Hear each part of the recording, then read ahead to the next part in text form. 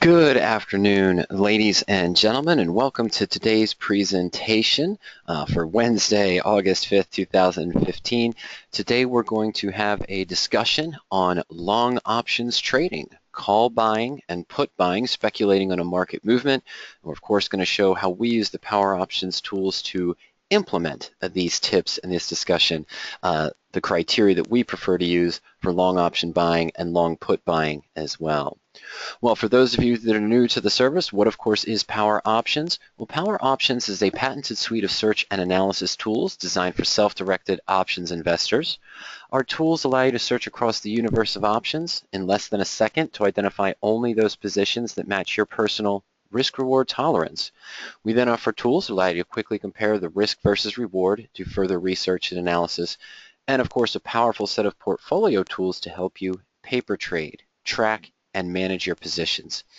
In addition to that, we do offer countless educational articles, help pages, and archived webinars, and help videos to help you get more familiar with the tools on the site and the various option strategies as well. Ernie's Renner created the PowerOptions tools over 17 years ago, but we do have many more years of combined trading experience as well. Everyone here on staff uses these tools to trade their personal account, myself included. For those of you that don't know me, my name is Mike Chupka. I'm the Director of Education here at PowerOptions. I've had the great pleasure of working with the PowerOptions staff for the past 12 years. I do handle a lot of the coaching sessions and education and obviously webinar presentations for PowerOptions and radioactive trading.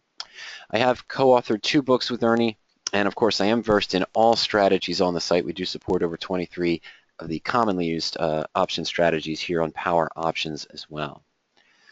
Now, of course, we all know why we're here. We're here to talk about looking at long call positions, long put positions, speculating on a market movement. The benefit is the leverage of long options. We can enter into a contract which gives us a low cost to take advantage of stock movements in either direction. It gives us the potential for outsized monetary and percentage gains on the position. If you are disciplined, the risk is very limited, and we talked about that in our managing long call positions, that when you enter a long option position of any kind of long call or long put, I should say, you want to make sure that the total money you're allocating to that option doesn't represent a large percentage of your portfolio. Usually you want to keep that under single digits, usually under 3 or 2% of your total portfolio value. Now, this also comes with a caveat. What's the problem? Well, the problem with option trading, long option trading, is of course the lie of leverage. Remember, whenever you enter a long call or a long put, you are risking 100% of what you invested into the position. If you're not disciplined, as we mentioned, one loss can wipe out many gains and can take down a fair portion of your portfolio. We're fighting time decay. We have a set expiration date for the option that we purchased. There are ways to manage that if we get too close to the expiration. We haven't seen the profit that we wanted. That was in our previous presentation, but we do have a set expiration date and we are fighting time decay. The other problem with the options is that a small move in the stock, let's say a 5%, 10% movement in the underlying security against our direction, can result in as much as a 30 or 40 or 50% gain in our option contract. That might trigger stops. We might get out of the position early due to the stop that we set with our broker. Now here at PowerOptions, we feel that the most important factor when selecting a long call or a long put is the underlying security. Many of you have probably read various articles on the internet and different presentations about how you have to look for a certain delta, look for a certain gamma, mind your theta, look for this implied volatility, avoid options that are overvalued based on their implied volatility versus historical volatility and so forth.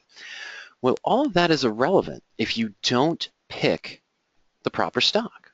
There are ways to manage it. Okay, we've talked about that already. If it does go against you, there are ways to adjust it. But it doesn't matter which strike you choose on the option chain, what Greeks or implied volatility you select to enter your long option trade. If the stock goes against you, your position is going to lose. When looking at a long call position, we want to look for stock criteria that are similar to what we would use if we were buying the stock for long-term growth.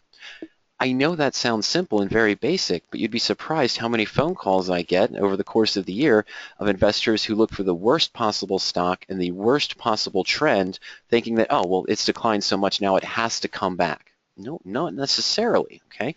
A lot of times the trend is your friend. And when we're looking for long puts, we're going to want to look for positions that are similar criteria to if we would short a stock, okay, or do another bearish position, obviously. Now, when talking about a long call, some of the things that we prefer to look here, Ernie and myself and the other staff members here at PowerOptions, when we're looking for a long call, we want to look for a stock with good liquidity. Okay, we're going to look for mid to large cap stocks, and we're going to look for stocks that have a good average stock volume. We want some action on it. We want some interest in it as well. We're going to look for stocks that have grown in earnings. If you're expecting to enter a long call on a position because you feel the underlying has the potential to gain 10, 12, or 15% over the next 2 months or 3 months, one of the main driving forces of a stock that's going to show gains is probably showing growth in earnings. It's going to be driving the price of the stock as well. Now, we also want to look at a relative price to earnings ratio. We don't want something too large on a price to earnings ratio. Is that to say that stocks with a higher PE or a negative PE are not going to have a bullish swing? Not at all. We're saying that in general, when creating a portfolio of long options, you probably want stocks that show a good PE as well, and what's known as the PEG ratio, the price to earnings to growth ratio. We want to keep that less than 2. Now, this fourth comment here does not necessarily need an earnings spike. Many investors will look to buy calls or buy puts right before an earnings. We're going to discuss some of the benefits of that and some of the cons of that as well later on in the presentation. Now, when we talk about the stock fundamentals for a long put on a bearish sentiment, do we simply reverse the fundamentals that we look for in a long call? Not necessarily in our opinion. Small cap stocks can have large gaps. We all know that. They fluctuate more frequently. And so if you have a large gap down, that would work great for the long put. But if you have a large gap up, you're probably going to be stuck in that position where the option price is going to drop very quickly percentage-wise. You may trigger your stop order or be looking at a put option that has an 80% loss or so.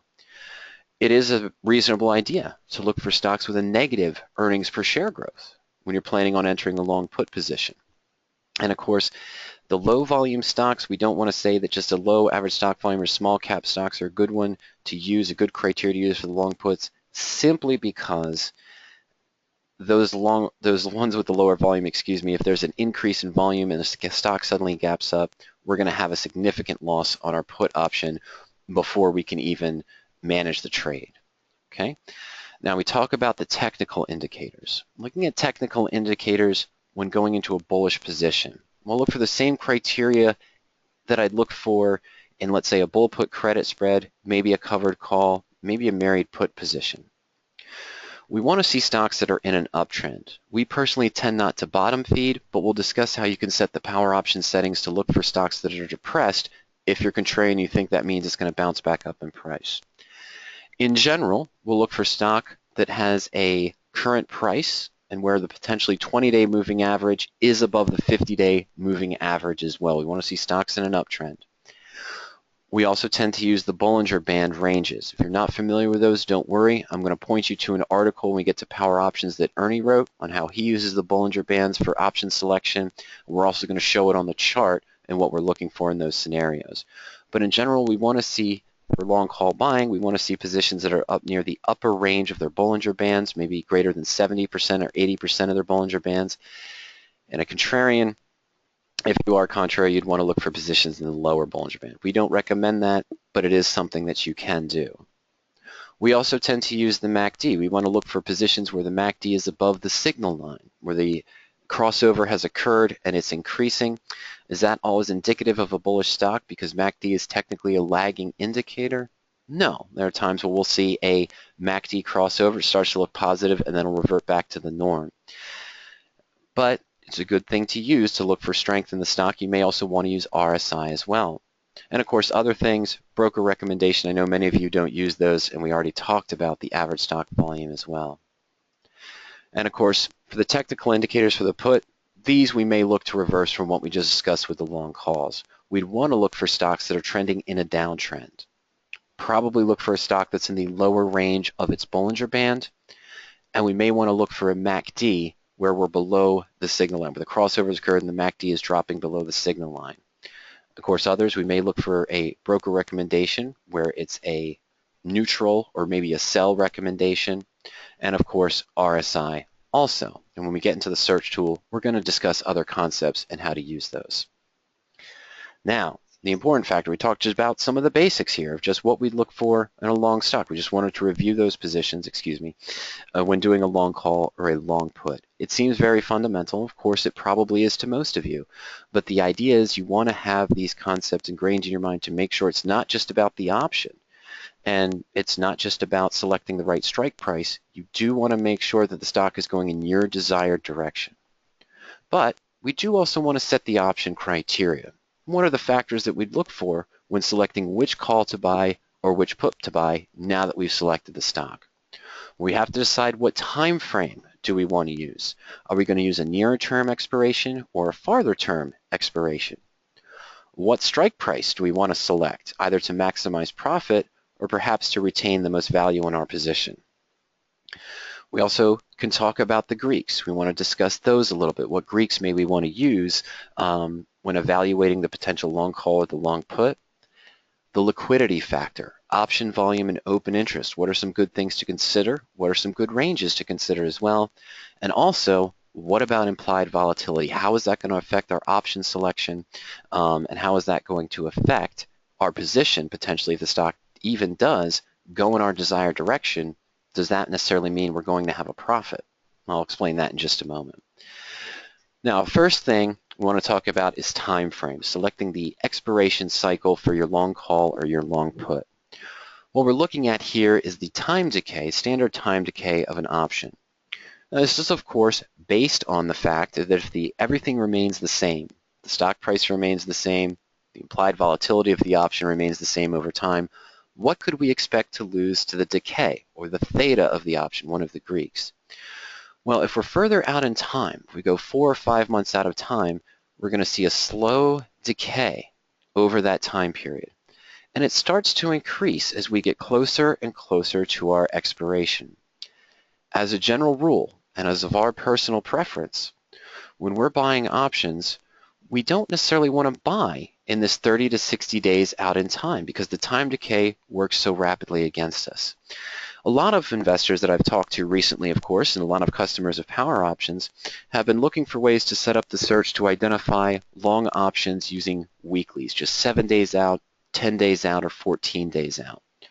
Well, if you're correct on the movement of the stock, you could see a very large potential return due to the low cost of the option because you're not paying into a lot of time value. However, if the stock does not move as you anticipated, you're going to see the rapid decay and get closer to the full loss on that position. We prefer to look for options that are in this range, at least 90 days to 120, maybe 150 days out in time. So if the stock doesn't move in our desired direction in the first week or maybe the first 10 or 14 days, we'd expect to see a lower time decay against us, even though everything else is staying similar. So we're still retaining most of our long call value. Buying an option that's 10 or 15 days out in time may cause us to lose value extremely quickly, and we could get into that loss area that we don't want to see, that 40%, 50% in the lie of leverage. So we're talking about time frame. Typically want to start off maybe going at least 3 months out in time. Now, the strike price of our option. Well, what strike to select? This really does depend on your risk tolerance and the goals that you have set for your long option portion of your investing portfolio. If you're more conservative, and if I'm a long option investor, can I be conservative even though it's considered an aggressive strategy? Of course. A more conservative view of looking at long options, whether it's calls or puts, is we want to be deeper in the money. That's going to cost us intrinsic value, and of course we're going to be paying into that time value as well, so we're going to have a higher cost. But we're going to have a closer to one-to-one monetary gain with the stock, which means we'll have a higher delta. Absolute value, of course. Puts do have the negative delta. We're talking about a negative 0.8 versus maybe a negative 0.4, an in-the-money put versus an out-of-the-money put. If the stock stagnates with our deeper in-the-money option, we're also going further out in time, so we're not seeing as much time decay, And we're also going to retain more value if the stock stagnates. With the out-of-the-money option, of course, more aggressive, you'd see more time decay percentage-wise if the stock stagnates and doesn't move as you expected in the first 20 to 30 days. Now, it does have a higher cost. You can still have large percent gains with an in-the-money option, double-digit gains, 90% gains, and so forth, but it would be lower percentage-wise compared to the more aggressive. The more aggressive way to buy an option, of course, is we'd be out of the money. So if I have a stock trading at 50 and I'm looking to buy calls because I'm bullish, an aggressive option, maybe I might buy the 2 or 3 month out 60 strike call, which might only be trading for 40 or 50 cents. I have a very low investment, and if the stock moves up 2 or 3 points, my option might double. It might go to 80 cents. Okay, well that's great, but the percentage return is extremely high, but the monetary gain, well, you've made 40 cents on the 40-cent investment. You did double your price. Whereas if I was more conservative with our $50 stock and I decided to buy, let's say, the 45 strike put in the money, maybe even the 40, but let's say the 45 for about $6, the stock moved up 2 points, I might gain $1.20 or $1.50. So I didn't get as much percentage gain, but I probably did gain more monetarily with more conservative view as well. So your strike price selection is based on, are you looking for that home run and that large percentage gain, or are you looking more to retain goals and see more of a monetary gain? Retain value and see more of a monetary gain, you'd be in the conservative. If you're looking for home runs or what we may call lottery ticket options, paying a little bit of premium out for 5, 10 contracts with the expectation the stock's going to move up, realizing you could see a 100%, 200%, or maybe even a 300% gain, but that might be making 40 cents, 80 cents, or $1.20 on a 40-cent investment, okay? Which is going to be very profitable, don't get me wrong in that case, but it's also based on what you're looking to accomplish with your portfolio, the goals you set, and of course, the risk tolerance as well. Now, let's talk about the Greeks when selecting a long call or a long put. We have a presentation in our archives titled The Greeks and Why You May Not Need Them. Now, that's in the discussion of things such as maybe covered calls, naked puts, bear call credits, and bull put credits. You can review that later on in the Power Options webinar archives. But during that presentation, I do mention that although some of those situations, some of those strategies, we don't use Greeks personally, but we do tend to look at Greeks, I do personally, when I'm paying attention to things such as calendar spreads, diagonal spreads, and of course, buying calls and buying puts. Now, when looking at the delta of the option, how much is the option going to move in relation to a 1-point movement in the stock in either direction? What delta would you select for a long call? Well, again, that's going to depend on the strike price selection we just discussed. If you're more aggressive and you're looking for out-of-the-money options, naturally, you're going to be looking for a delta of less than 0.5 absolute value. So for calls, I might be looking for a delta of 0.4 to 0.2. And for a put, that would equate to negative 0.2 to negative 0.4, 20%, 40%. If I'm more conservative and I'm looking to buy the in-the-money options for the reasons we just discussed, then I'm going to be looking for a delta of maybe 0.6 to 0.8 or maybe even higher. Some investors try to look for that delta of 1 to have a 1-to-1 gain with a stock, to mimic stock ownership, but at a 1/10, 1/15th cost of buying the shares of stock outright. The theta is your rate of decay. All right, now this is also going to depend on 2 factors. It's going to depend on your time frame that you select, and again, if you're in or out of the money. Now, the time decay of an option, we look at the at-the-money bell curve, where the time decay is always highest at any given moment on an option chain if the stock's right at the money. As we go out of the money, we have lower time value. That's why the cost is lower. We're just paying into time value or extrinsic value. And if we're in the money, we have a higher cost, but most of that is intrinsic value. The time value is much lower. So the rate of decay we do want to pay attention to, but I use the I use the theta and the gamma as more of a secondary selection when I'm choosing my options.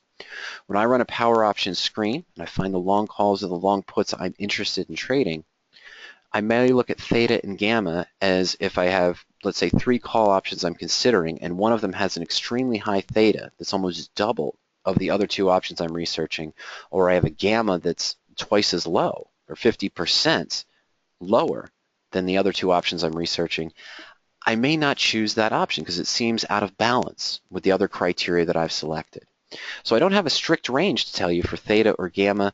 I use that as a secondary comparison to make sure that something isn't extremely out of range compared to other options with a similar criteria that I'm searching for as well. Now, I want to discuss the liquidity.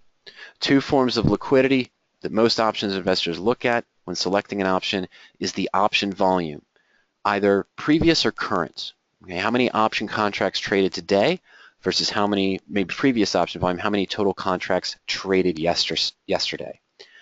Many of you may already have a trading plan and a preference where you're going to look for options that have traded at least 100 or 200 or maybe even 1,000 contracts a day or the previous day's total volume for that particular strike.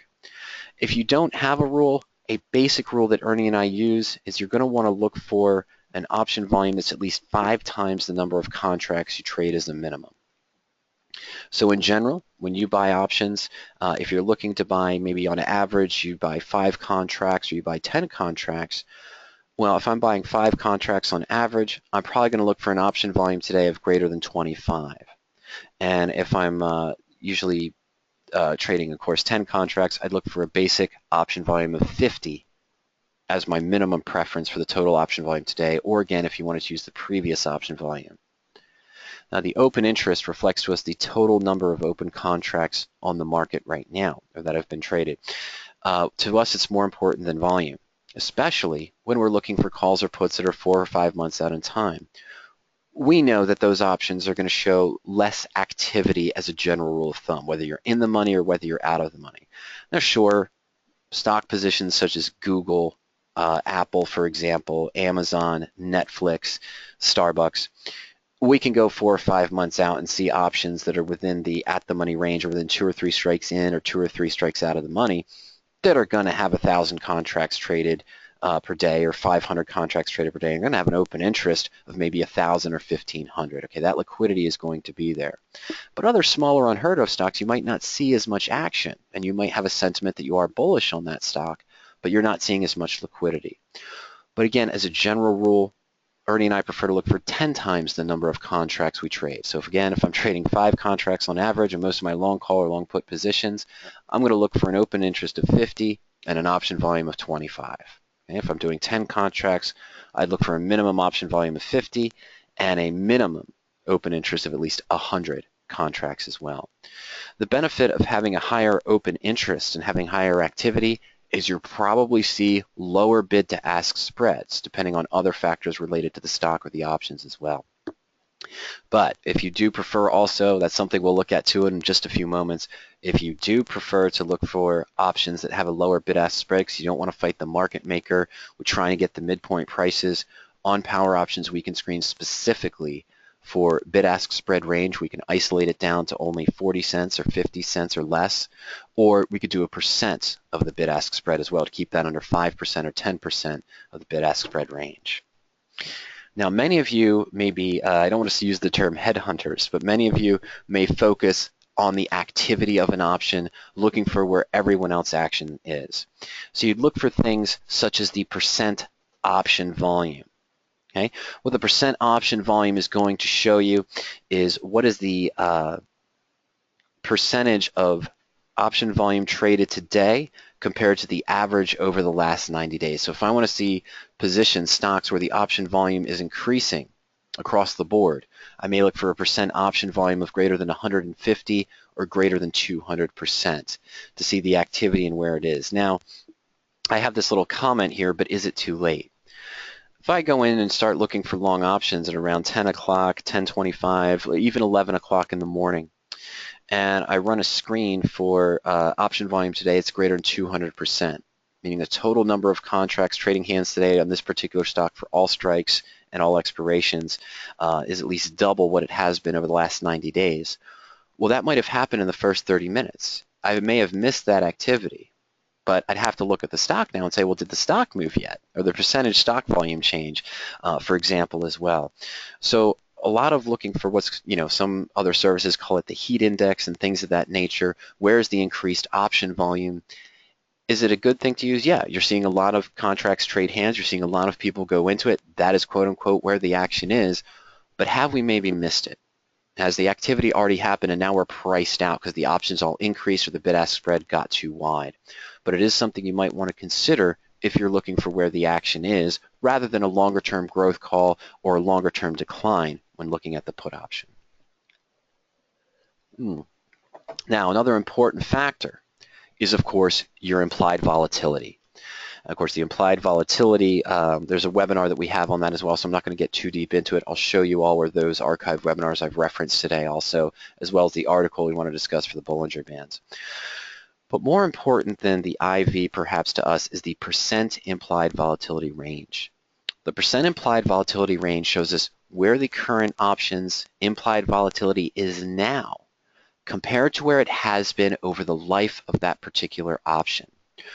When we are buying options, it's probably best to avoid high IV and high percent IV ranges because we want to avoid a volatility crush. This is very important now coming into earnings. I just had a discussion yesterday with a customer who got into a long call on a stock. It was an August expiration, which is still 14, 15 days away, I think, maybe 11 days away. But he bought an August call, and the stock had earnings coming out on July 30th, and he bought the call on or around July 20th. Okay, so 10 days before earnings, about 30 days to expiration. And what happened is the IV was already priced in due to the expected event. So the stock was trading around 82. And the customer I was talking to bought an 85 call slightly out of the money, and he paid $4 for it. Well, the stock jumped up. It pulled back to 80, but then it jumped up, and it had a 10 or 11% gain after earnings. It went to about 88.20. But what happened is that the premium that the customer paid for that $85 option, that $4 or $5, it was about $4.20, I think. So, you know, he had $4.20 invested into it. When the stock moved up to about $88.10 or $88.20 or so, the option went to a value of $4. That's all it was. It was $3.20 in the money, and it had 80 cents of time value remaining to August expiration. Well, what happened? Well, when he entered the position on July 20th, the percent implied volatility range was around 94%. And the IV range total for this particular option, so it was 94% of its total IV range, and the total range was about, let's say, I believe it was 0.4, no, that was the high, I'm sorry. It was up near around 0.578, and it was, the lower range was around 0.27 or so. And right now it was when he got into the position, that customer got in the position, it was around an implied volatility of 0.55. So he was up near 94%, actually it was more like 96% of its percent implied volatility range. Remember, he paid $4.20 for the out-of-the-money 85 contract. Earnings went up, stock went up by 10% or so, a little bit closer to 11%, and it's at 88.20. His option was now only worth $4, and it's because the implied volatility went right back after the earnings event to a range of about 0.28 or 0.26. Okay, so all of that extrinsic value paid into, he paid $4.20 of extrinsic value for that out-of-the-money option. He got the movement he wanted in the stock, but because he entered it at too high of an IV range for that position, when the volatility crush occurred and it went back to the norm, he lost money on this position, the long call position, even though he was only in it for 10 days, and the stock gained 10% in that 10-day period. So you want to avoid high IV, but more importantly, high percent IV ranges. Now, let me go back one step and talk about this factor here. What do I mean by high IV? Well, let's say that the average implied volatility of all options right now is around 0.47. Okay? And I take a look at Herbalife options, HLF, and they have an implied volatility in the next 3 cycles for the weeklies and 1 month out at an average of let's say 0.70, okay, for the implied volatility. So the current is 0.70. The average of all options right now, let's say, is at 0.47. Well, this isn't quite double, but it looks higher. Now, do I immediately want to avoid this potential position because it looks like it has a higher IV than the average? Not necessarily, because what I want to pay attention to is that it's possible that these HLF options, which are all around 0.70, are only at maybe 40 to 50% of their implied volatility range, meaning these options have always been around 0.7 or 0.75. So it's still within a reasonable range of around 40 or 50%, what we might look for when buying a call or buying a put, so we kind of avoid some volatility crush in that case. Even though it's well above the average implied volatility, it's not necessarily a high IV for that particular stock. Okay, and if I'm bullish on that particular stock, well, it still might be a very good play because I still might see a reasonable return without seeing a volatility crush as well. All right, so let's recap. Options criteria, probably want to look at least 3 months to 4 months out in time to start with. I'm sorry, 3 months, 90 days, or 120 days out. What strike do you select? Again, that's going to depend on your tolerance and goals. If you're more conservative, you probably want to be in the money.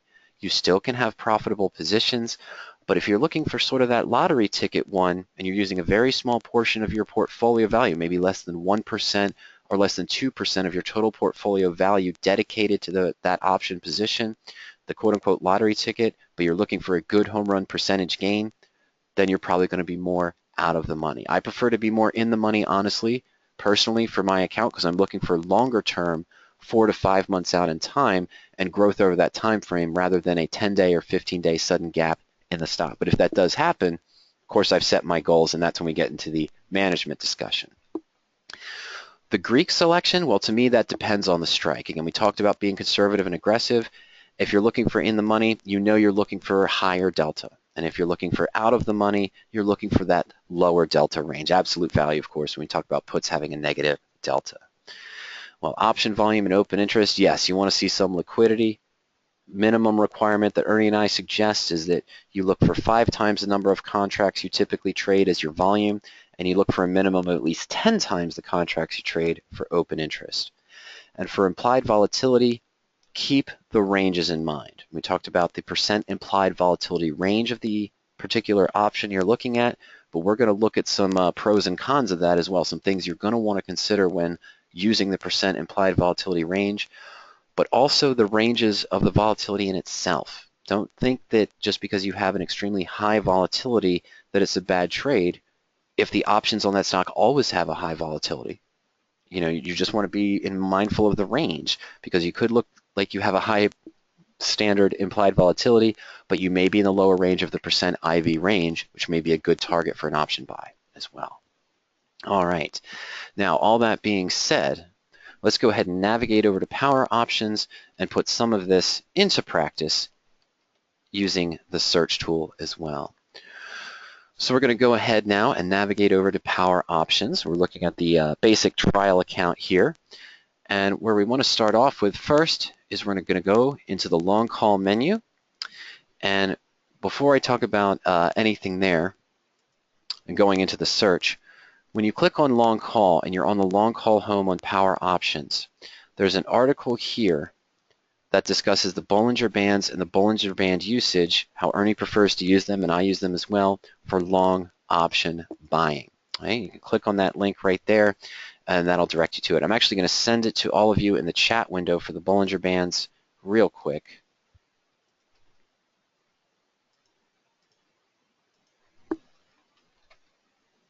There we go. Sorry, folks. Okay, so there's the link you can use to the Bollinger Band article. It is a public article. You don't need to be logged onto your Power Options account to access that at any time. Oh, sorry, folks. Let me go back to our long call menu here. All right, let me make sure that, there we go. Perfect. All right. So we're talking about looking for new options. The first place we're going to go, of course, is into the search. Now, when we first enter the search, we're going to see a variety of options that match one of the preset criteria of your own personal safe search. But let's take a look here. Let's scroll down below our listed trades. You see we have some default selections for you. We have the initial values and we have the Bollinger Band setting as well. Now this is something that you can use as a stepping stone to create your own personal search. What is the Bollinger Band screen doing? Well, again, we can see here it gives us some brief discussion. We're looking at least 3 months out. I'm sorry, folks, the highlighters are a terrible idea. Let's use that pen again. I'm sorry. We're looking for at least 3 months out on our option strike. one strike in the money, or it can be, I'm sorry, one strike out of the money is a maximum. We want to be an uptrend, and then in the upper portion, within 10% of the upper band. Let's see here. Sorry, folks. That's what I was looking for. It didn't, thank you, Paul. It didn't reset to the next one. That's what I was afraid of. Okay, so we're inside the search tool now. We scrolled below the listed trades. One of the default settings here is the Bollinger Band ranges. Okay, that's one of the defaults you can use. Ernie created this search based on that Bollinger Band discussion. And how did we set it? Well, again, we mentioned that we set our time frame to be at least 75 to 150 days out in time. We talked about the previous option volume and the percentage previous option volume as well. And we're also looking for that one strike range out of the money. And we go to the technicals field. Now here is where we're setting the Bollinger Band, the percent BB20. And we've set that to be greater than 95%. What are some of the other factors we talked about? Simple moving average. We're looking for stocks that are trading above the 20-day moving average. And in addition to that, we're looking for stocks that are not bottom feeding, okay, not at the necessarily 90 or 95% at the upper range of their 52-week range, but at least above the mid-range of their 52-week trading range. Now, very quickly, let me show you what the Bollinger Bands are. I'm just going to take this first one, ICE, and on Power Options, what I'll typically do is go to the chart, and then we're going to go to big charts as well. I'm going to adjust this. Okay, usually what I tend to look at is my time frame. I'm going to start off with 6 months to make the chart more clear. And the indicators I'm going to use, following the rules that I selected, I'm going to look for a 20-day moving average. I'm just going to look at the SMA 20. I want that on the chart. For our upper indicators, I am going to use the Bollinger Bands as well. And then I'll also use MACD for some of the lower indicators, RSI, and then of course a volume as well. Let's go ahead and draw that chart. And what I'm going to do here is let's actually take this down. Sorry, folks. I'm going to take it down to a 3-month chart here. All right. Now we can't see the MACD very well. I'll probably go back to a 1-month chart to look at that. But more importantly here is these red lines here are the Bollinger Bands. Okay, this is showing based on sort of a 14-day price movement, the strength of the position. The yellow line in the middle, this is our 20-day moving average. Okay, so the Bollinger Bands, usually the 20-day moving average is in the mid-range of our two Bollinger Bands at any given time. So we've seen some fluctuation in price. And of course, we'd want to say, well, if I'm buying options, doesn't it seem to me that this would be a position where I'd potentially want to buy a stock down at the lower Bollinger Band range because it came back up. Also coincided here with a little MACD moving average right when it came back up to the 20-day moving average, and then we saw the increase, a pullback, and then an increase once again. Well, not necessarily, okay? I mean, because it could do that. We could bottom feed, and we'll talk about the settings for that. But in general, we want to look for stocks that are going near the upper Bollinger Band range for long call and long call line. Let me go ahead and store the chart settings real quick. All right, and I'm going to change this to SKWS. Nope, I'm sorry.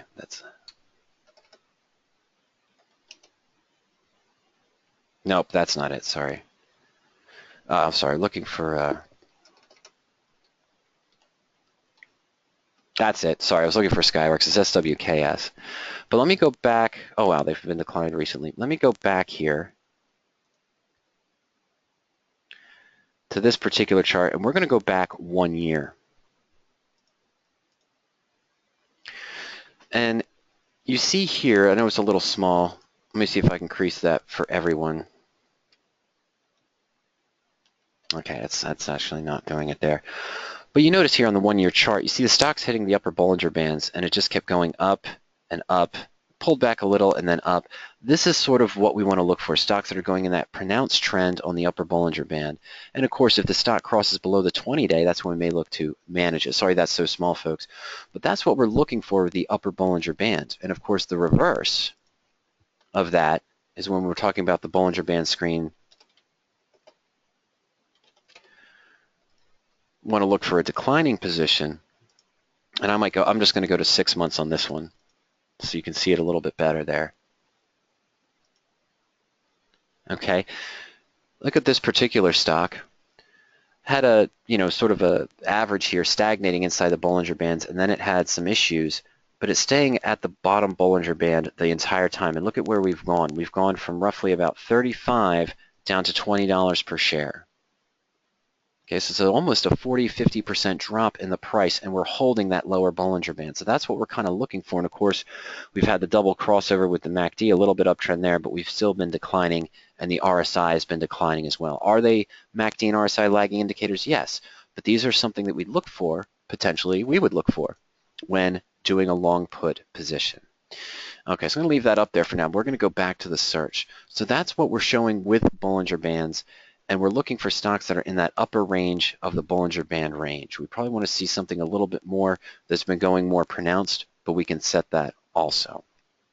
Now, in addition to that, of course, we also have the general initial value set.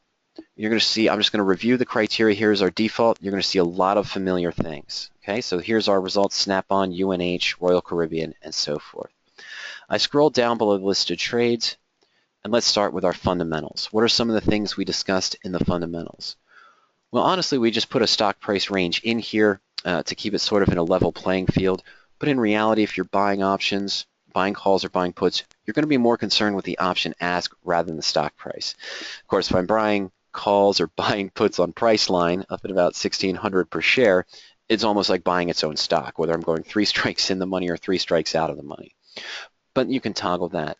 What were some of the other things we talked about? We were talking about earnings per share growth, okay, greater than 10% for the long call. We want to see stocks that are showing growth in earnings, driving the stock price. Keeping our PE ratio level, I tend to change this a little bit. I might personally look for something in the lines of 0 to 50. I know that's not much of a change. It's just a personal preference. We want to keep the PE ratio relative. And of course, the PEG ratio is something Ernie prefers to use, keeping the PEG ratio of less than 2. Right now I don't have a market cap range set in there, but I know that we have, sorry folks, I know that we have 14 total results, and I recognize most of the names on here. Okay, so most of those stock symbols there: Snap-on again, United Health Group, Royal Caribbean, Visa, Synopsys, Prologis, and so forth. So I might want to increase this and look for mid to large cap stocks. And I have a little guide here that shows me what to use. Of course, mid cap is considered greater than 2 billion market capitalization. Our filter is measured in millions, so it tells me here I want to look for something greater than 2,000 in the market cap. Let me just go ahead and add that. Let's submit that to our search. All right, so we took out 3 of those results. We still have the popular names we expected to see: Snap-on, United Health, Royal Caribbean, Visa, Evercore, Prologis, and more. Okay, am I saying these are all winners? No, these are the things that we prefer to look for when we're doing our long call research and analysis. Not specifically looking for earnings between now and expiration. We see there is one that has 14 days remaining, and that's Synopsys. So if you're looking for a large gap and you are bullish on the stock, hopeful about the earnings report, that might be one. It does appear that most of these other stocks in our list already had the earnings. We're not going to see our next cycle until October, and that's perfectly fine. Notice, of course, that on those options that we're looking at that have the earnings date out there to October, we're buying December options, November options.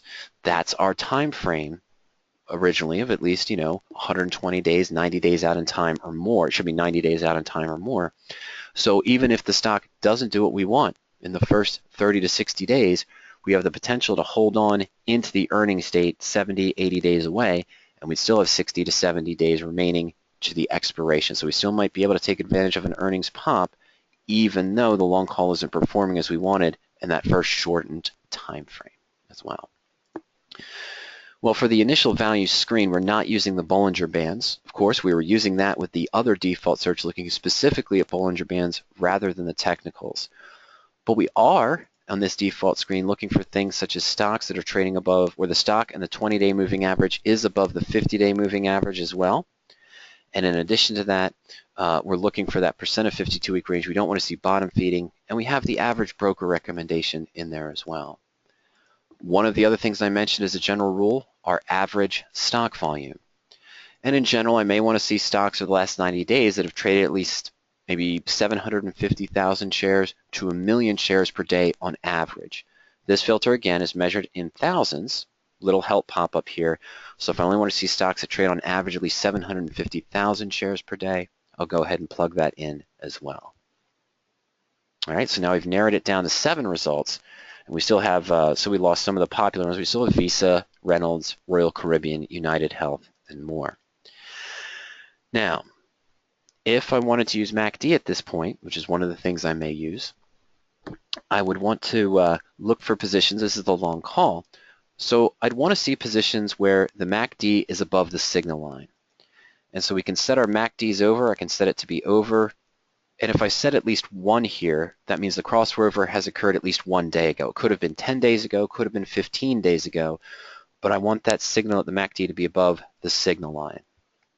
And that takes us down to 4 results. Again, what are we looking at there? Let's go back to the chart real quick. There's Royal Caribbean. This is the 3-month trend. And we can see here that, yes, the MACD has had a crossover recently, something that I'd be looking for. The RSI, the relative strength, is moving up. I know many of you may use that rule where if the RSI gets to 80 or above, you might adjust it. And that's when you might buy a put, excuse me. And if it drops to 20 or below 20, that's when you may buy it. Let's use the RSI. But I do want to see a good trend in the RSI when I'm buying a long call. Notice again, the stock has pretty much been at and riding the upper Bollinger Band. That's only a 3-month chart. But let's go back to 6 months. But this is the crossover you kind of look for in these terms. So here was a crossover here at about 80, and it started to move up as well. Let's go back to 6 months. All right. And so the 6-month trend, what did we have here? We had the crossover at this break, and then the MACD crossover here. Let's erase the drawings and pinpoint it out. Okay, so right there, we did have sort of a breakout there. It might likely be due to earnings, but that has been on the upper Bollinger Band since. So was this a better time to get in?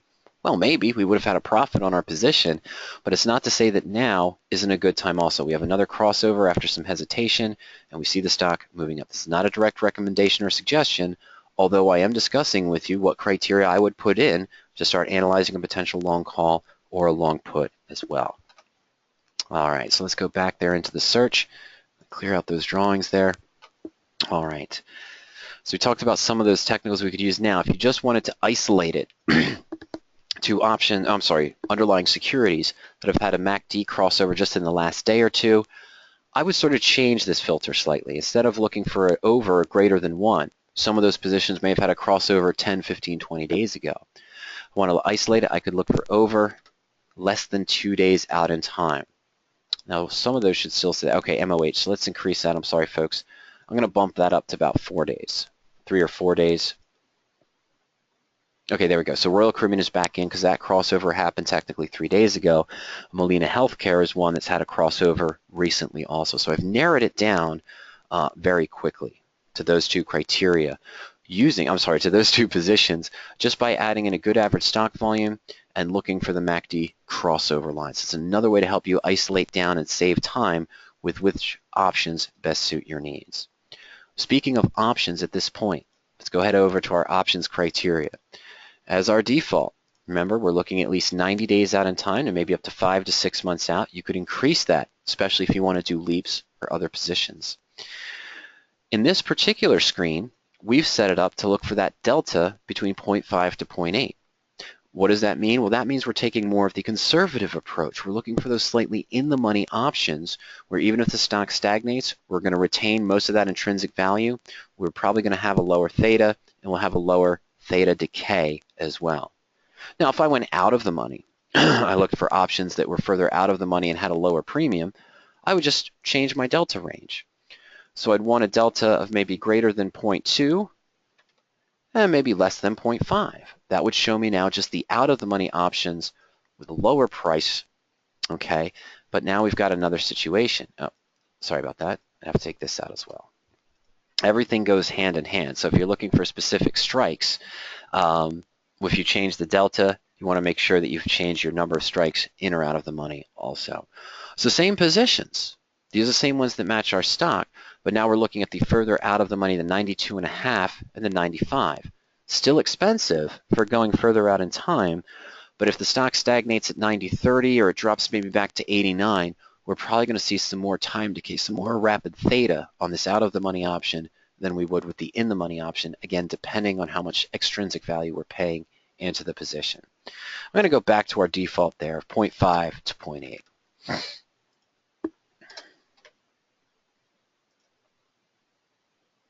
All right, so now we're looking at the 85 with a price of 9.15, but remember, $5 of that is intrinsic value, so we're still only paying 4.15, whereas we were just looking at the 92.5 and the 95, which is 5 points out of the money, and had an option premium around $4. We're still paying about the same time value here for the December 85 strike as we would for the out-of-the-money option.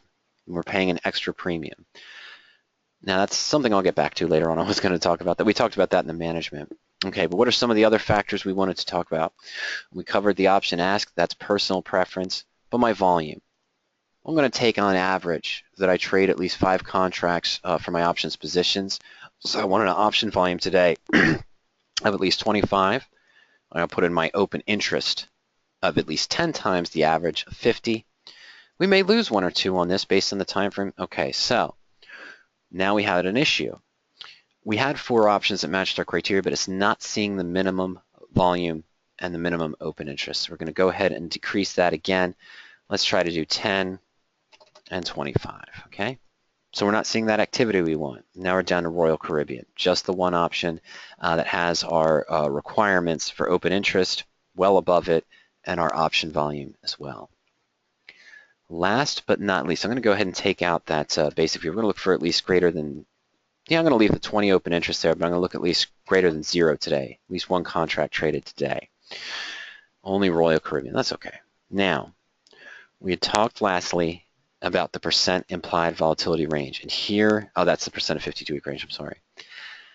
Implied volatility, not necessarily going to focus on a range of implied volatility, but I want to make sure, let's say I'm less than 70 percentile or maybe less than 60% even of my percent implied volatility range. Let's go halfway to less than 65. All right, so now we've got an issue. Neither one of those Royal Caribbean calls matched what we were looking for specifically. So, with our percent implied volatility range. But a range has to be taken into account. What do I mean by that? Let's go back. Here are the 2 options for Royal Caribbean. Matched our fundamentals, technicals, and we lost that Molina Health because it didn't have the open interest and the current option volume today, at least greater than some contracts traded that we're looking for. You know, we talked about using a bare minimum there of the option volume today. But it's okay to look for at least some activity, maybe 1 contract or 2 contracts traded today. But in general, we want to look for that minimum 5 times the number of options contracts. When we go further out in time, we have to accept that there's going to be less activity. Now, what I want to do here is I'm going to go into the Choose Columns field above the search so I can select which criteria I wish to view. And the criteria I'm going to look for now is that percent implied volatility range for the option. Okay, we want to add that into our list. Just refresh the page there so that we can see the percent implied volatility range. We wanted it to be less than 65. It wasn't. Wow, they're both really high, 89 and 93.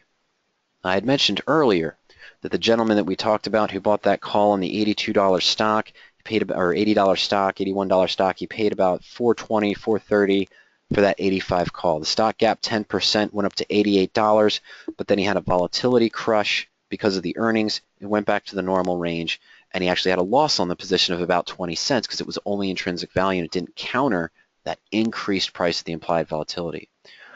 But that was a range of about 0.27 to 0.57, pretty wide range.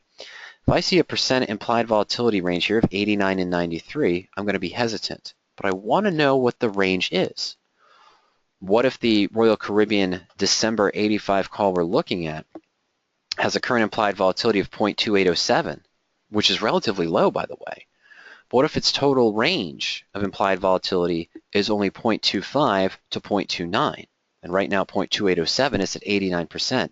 Although it's high, I'm not going to see much of a volatility crush if it goes back to 0.25. Okay, that's not going to happen. But what I'm going to do now is use the More Information button. I want to go to Research here, and I'm going to go to Option Research. And this shows me all of the available data that we have on the call or the put option that you select. In addition to that, it's also going to show you the historical values. But I'm going to look at something very specific now that I'm using percent implied volatility range as one of my features. Okay, so I was pretty close, wasn't I? The total percent implied volatility, the implied volatility right now, I apologize, is 0.2807, and our percent implied volatility range is around 89%. Okay, but notice that our total range is only 0.24 to 0.29. This is acceptable. Even though it has a higher percent implied volatility range, this is acceptable because the true range is very small. All right, but that's something to consider when you're analyzing an option and you don't want to experience volatility crush. So use that percent implied volatility range as a requirement, and it looks really high. Go ahead and link to the options research, check to see the true range of the implied volatility. This is still very acceptable because I won't see much volatility crush if it reverts back to 0.24. Could this drop down to 0.10, a volatility of 10% or 0.10? Possibly, but I probably wouldn't expect it with Royal Caribbean. It would probably stay in that range of 0.25 to 0.29, and I'm perfectly comfortable with that. So that's what I mentioned earlier. When you want to take the range into account, you want to consider the range in all things. I'm going to use the percent implied volatility range in my searches to avoid volatility crush, but if I see something that looks strong, I like the stock, I like the option criteria, but it has a higher than expected percent implied volatility range, then I want to check out the true range to make sure it's still within an acceptable value. All right, now let's go back to the long call search here. Of course, talking about long puts, the same factors. Very quickly, I'll just review. We go into long put search. You're going to have those two default settings, the initial values and the Bollinger Bands, for you to use as a stepping stone to create your own personal search. Similar time frame, similar deltas, it's just reversed because we're looking at the put option, and we could put in our liquidity we wanted as well. The fundamentals, we'd probably maybe look for something that had a less than 0 earnings per share growth. Let's see if there's anything there that matches that and want negative earnings per share growth. Okay, Soho, oil states, Twitter's one. Okay, is Twitter going in the direction we want? Let's take a look at the chart. Well, it's been stagnating. Let's go to 6 months again. No, I'm sorry, let's go to there. Let's go to 6 months again. Is this something that's been declining for us? Oh yeah, well, large gap, of course, due to earnings. Wasn't an uptrend, large gap. But again, it's been hugging that lower Bollinger Band. Now it's had that other decline, and it's just shooting right down. MACD crossover as well. Probably pretty expensive with the implied volatility ranges for that particular option. But again, that is something we'd look for. It has that MACD range that we want. It has the Bollinger Band that we want as well.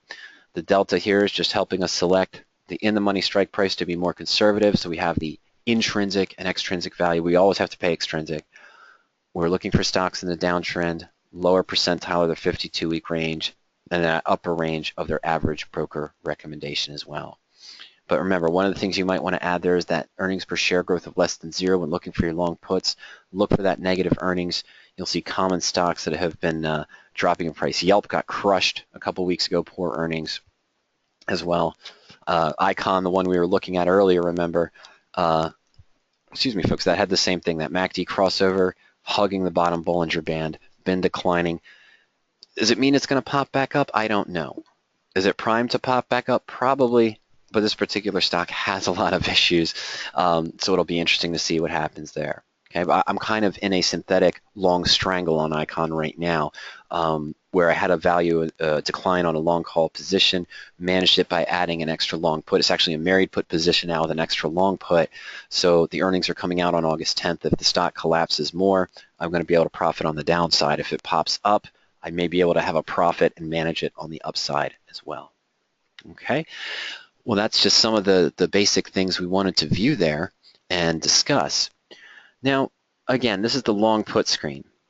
If you wanted to be a contrarian, and let's say you wanted to buy puts on stocks that were pronounced trend, had been in a long upward trend, and you think it's going to decline, could you set up a search for that? Absolutely. First thing I'm going to start off with is we're going to be focusing more on the stock fundamentals and the technicals there, really. But I'm going to clear the filters out. It's going to empty everything out of my criteria field. I'll start with the options. I'm going to set the time frame I want, at least 90, and let's go out to maybe 160 to 200 days out in time. Buying, percent implied volatility range, I'm going to want this to be less than, let's say, 75 percentile. Okay, and my delta, let's keep it with that conservative in the money. This is the puts now, so I have to reverse it, -0.8 to -0.4. Okay, and I want to see at least 10 open interest and 0 option volume. Just a basic screen. I'm not going to worry about bid-ask price or bid-ask spread. But I want stocks that are near the top range that have been a pronounced uptrend. How would I look for that? Well, number one, we could go into the fundamentals here. Actually, I'm sorry, we just want to go into the technicals. So a stock percent of 52-week range, let's say greater than 90%. Okay, so that's true too. If it's just been moving up and moving up, the RSI probably has to be greater than 70. I could use that as well. The percent Bollinger Band range. You'd want to see stocks that are staying right at or right on the upper Bollinger Band line. We could put that in as greater than 85 or greater than 90. Again, I want the stock in the SMA 20 to be above the SMA 50. It's just moving up, moving up, and moving up. And then what I'd prefer to use is I'm going to look for stocks where the MACD has been above the cross signal. That's already crossed over, but I'm going to look for at least 15 days. So the MACD has been above the cross signal for at least 15 days out in time. All right, let's go ahead and take a look at that. Lockheed Martin, VeriSign, Altria, Universal Holdings. Remember, we're looking at puts now, though. I'm not looking at calls. If you wanted to see stocks that were in a pronounced trend, have just been riding the Bollinger Band and have MACD strength in the upper RSI range and in the upper percent of 52-week range of their trading, you could use this screen, exactly what we just put in, for long calls also. But let's take a look at Lockheed Martin. Let's take a look at our chart real quick. So maybe, sorry folks, my apologies. Let's try that again. Let's go to charts. Let's go to big charts. And let's go extents. Let's go 6 months out again to see what we're seeing here. All right, so we've had a strong MACD crossover. It's been fluctuating, of course. A strong MACD crossover, been moving up, moving up, moving up. It is at its percent of 52-week range right now. It's at the high end. Stock's currently at 209.56. High range is 210.75. My apologies. And the MACD has been over, had a little bump there, but it's still been crossing. The RSI has been moving up. You can see it's just been riding that upper Bollinger Band. But if you're a contrarian and you think the stock has the potential for a decline, you may want to look to buy a put here. Others may look at this as a great opportunity, even though it hasn't broken above the Bollinger Band and sustained it, but it has been moving up and it has been hugging that. Someone else might look at this chart and say that's maybe more of an opportunity for a long call position or a bullish trend as well. So you can set the contrarian indicators you want any way you wish. If you wish to look for stocks that have that strong performance, of course, and are moving up and you think they're primed for a fall, that might be something to consider. But we could do the same thing with the puts, of course. I'm sorry. The same thing with the calls.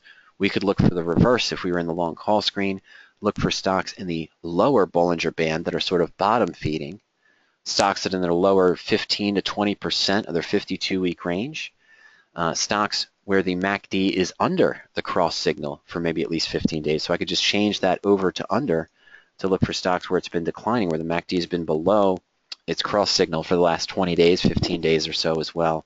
And then we'd, of course, reverse our sign here. We want to look for stocks and maybe 20-day moving average to be less than the 50-day moving average as well.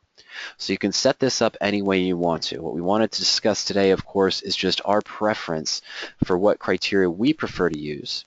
And you saw that information there, that link for the, I apologize, folks, the link for the Bollinger Band article I sent you as well. That'll give you some more information on how Ernie and I prefer to use the Bollinger Bands when looking at long puts and long calls as well.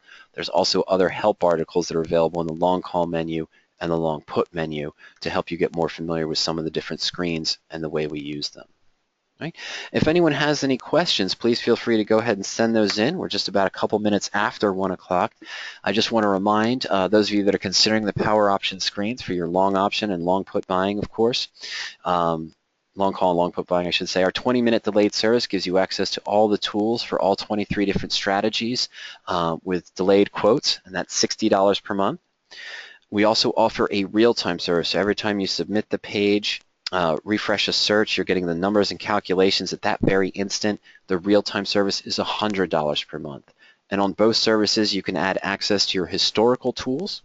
And with the historical tools, what you'll be able to do is backtest your search criteria to see how they would have performed over time or through expiration. And so for the 20-minute delayed and historical, it's $100 per month, just $40 above the 20-minute delayed service. And for our professional or premier service, it's $140 per month. So just $40 above the real time as well. Okay, let's see here. Rhonda asks, when trading calls and puts, Would you say the specific IV values for the underlying strikes are more important than the S&P VIX? What is the value of the S&P VIX, the volatility index?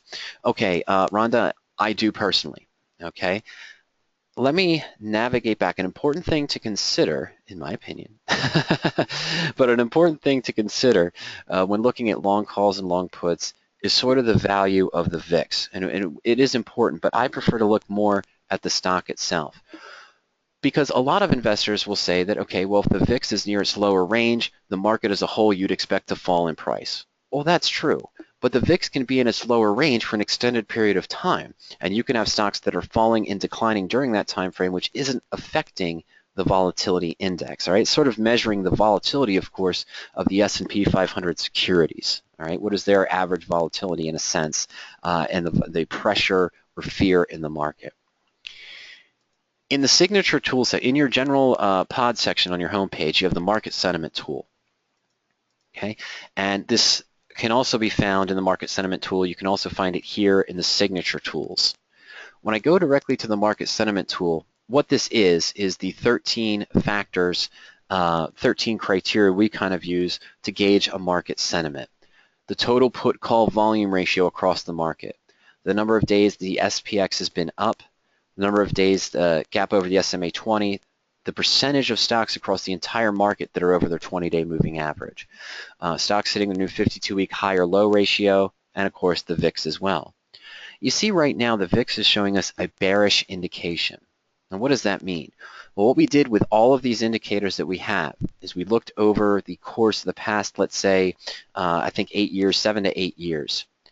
And we looked at the values over those last 7 to 8 years, and based on those values, we determined what is a high fence and what is a low fence, what is a bullish or bearish indicator, meaning when the VIX reaches up to a certain point, in this case, when the VIX is bullish when we're above 25, you notice when we get to 25, there's a distinctive drop-off. So it doesn't tend to go very often above that. So when you see the VIX reach a 20 to 24 to $25 range, 25 range, that means we'd expect it to pull back. And what happens when the VIX pulls back? The market's going up. All right, it's a contrarian indicator. Here, also, we set the bearish when the VIX is below 15, where it kind of is right now. Okay, the current value is at $13, and at the last market low is at $17.98, and so forth. But what we're saying here is that at this point, it doesn't very frequently drop here. When it hits 12, then we can see it drop. We've seen it drop to 11 a small percentage of time over the last 8 years, and very small percentage that it reached 10 times. Okay, and that was in a complete just bullish run, and gaps up in price. Now, seeing that the VIX is at 13 right now, and it's a bearish indicator, if I click on the details here, oh, I'm sorry, there's our distribution, and of course this is versus the SPX. And this just graph here is showing us the volatility index versus the SPX. But what you can see here is I'm just hovering over there. I know it's harder to see. So we see ranges of 13, 12, 13. And what I'm kind of showing here is there are extended period of times where the VIX might be in a bearish indicator. It might fluctuate between $13 to $14. And it might hang out there for a month or two or even so forth before we see the pop in price. Now, if I see this drop below 12 and the bearish indicator triggers and other bearish indicators start to trigger when the VIX is 12, I might consider that a time to buy puts. On my long stock positions, I might consider that a time to sell calls, or maybe insure my positions or insure my portfolio using VIX calls, for example, or maybe using puts on the SPX or the SPY as well. But in general, I'll consider the VIX, Rhonda, of course, and I'll consider the market sentiment when I'm doing any strategy. I'll look at the basic indicators, see where they are bullish to bearish when considering what are my sentiment. Am I looking for long calls today? Am I looking for long puts? Am I looking for married puts? Am I looking for bear call credit spreads and so forth? That is the one indicator right now that's bearish. The other 11 are currently neutral, and one is actually bullish. The trend index is actually bullish. So I'm not really confident directional one way or the other in the short term, next 5 to 10 days. The market's not giving us anything. We may see this change to a more bearish or a more bullish setting within the next 5 or 6 days. Okay, but in general, instead of looking at the VIX to decide if I'm going bullish or bearish, I do use the criteria and the searches I showed to find them first as well.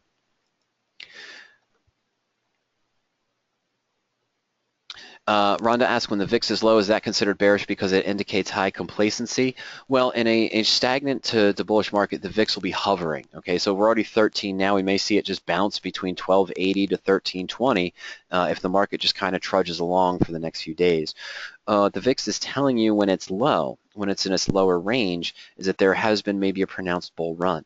Okay, there may have been a bullish run or recovery from a bearish hiccup. We saw that a couple months ago. There are a couple bearish hiccups in the market and a couple declines, but it's bounced back from that as well. So just historically, Rhonda, what we use as those fences is just what we've seen historically. We didn't look into analysis as far as how did the average volume over the course of the entire market drop during those points of complacency or those points of stagnation when the VIX historically hung around $13 to $12 for a 2 to 3 month extended period. We didn't do that much in-depth research in there, although we did when we saw the large movements upwards, the pronounced trends of more than a 6 to 8 month upward trend consistently with small gaps in the middle, and then of course the large black swan events as well. What were all the settings there? And we did research into all of that also. But at the same time, when the VIX is low, in this range, it's considered bearish because very infrequently do we see the VIX drop below $11 and down into the $10 range. So when it's right at around 13 or 12, it means that historically, as just what's happened in the past and what continues to happen, is that if it stays there for a long period of time or it's down that lower range, we'd expect it to go up to 13, 14, or 15, maybe a little bit higher.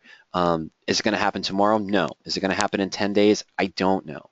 Okay, it's just giving us an indication of where we kind of are now.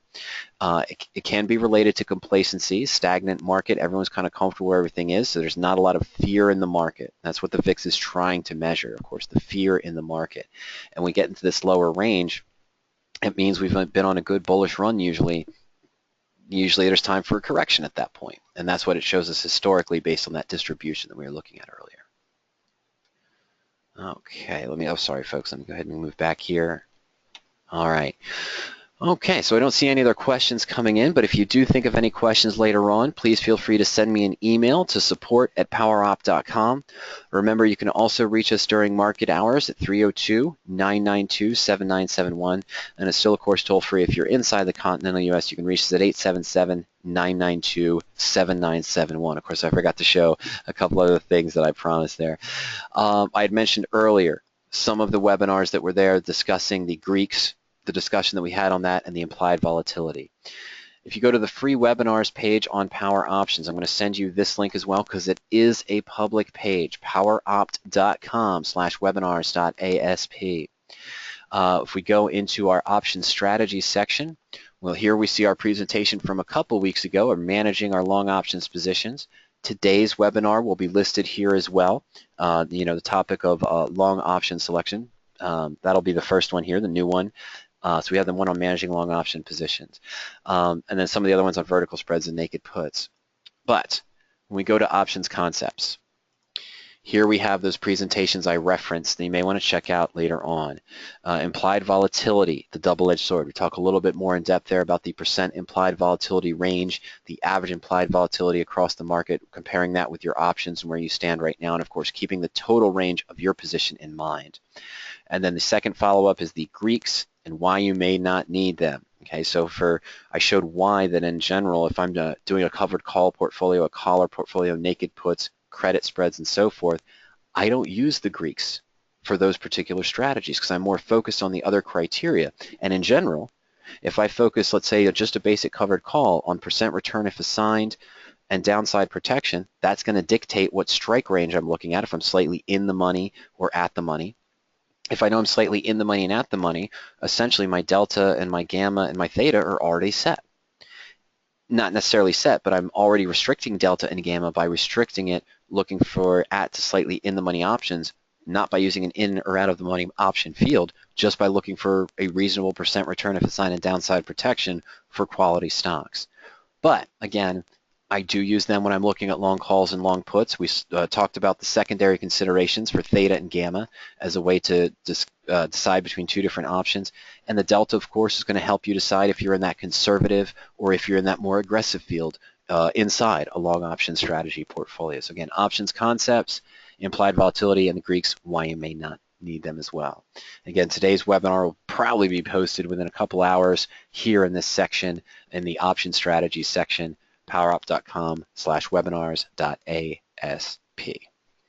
All right, well, one more time, ladies and gentlemen, let me flash that up there for you so you can mark it down if you haven't yet. So just send me an email to support@powerop.com if you have any questions at any time, or just give me a call during market hours, or you'll be able to talk to Ernie also. Thank you for joining me for today's presentation. I hope you got some useful information out of our discussion on long option trading. And remember, of course, that managing, the follow-up to this one was done earlier, but the Managing Your Long Options webinar is available in those archives as well, so you can reference it at any time. Take care, everyone. Have a fantastic trading week. We'll see you soon. Good night.